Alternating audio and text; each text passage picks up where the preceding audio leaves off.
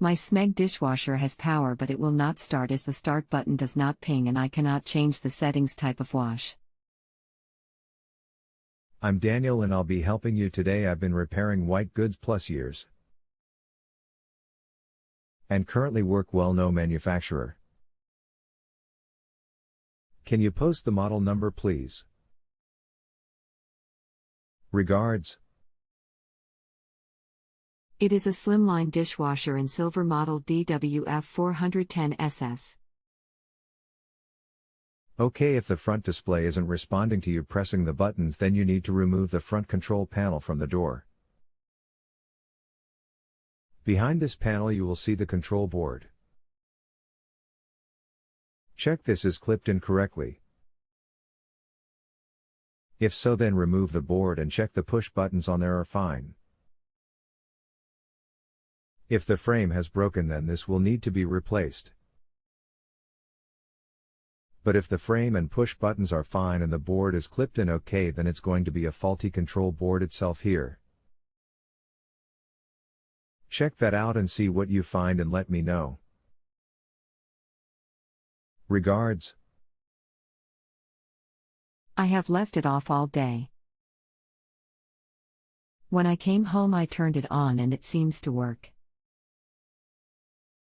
However, after 3 minutes it showed an E9 error. What do I do now?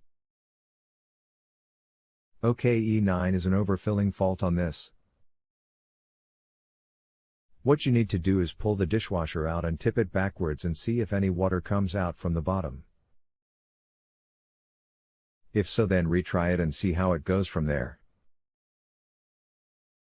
But if that's fine, then you need to check the pressure switch. Remove the bottom panels and locate the pressure switch. It will have a thin hose going to it.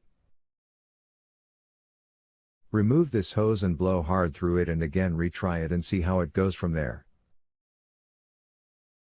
Regards. I have done that. When I turned it back on, it reverted to 10 minutes remaining on the cycle. And then after 5 minutes showed an E6 error. I am at work now. It is 8:33 a.m. in the UK, so I will have a look again tonight and update you. Okay, E6 error code is a draining problem. Is it stopping full of water or is it empty? Regards. Empty. Okay, if it's empty, then the pressure switch is thinking it's full of water when it isn't.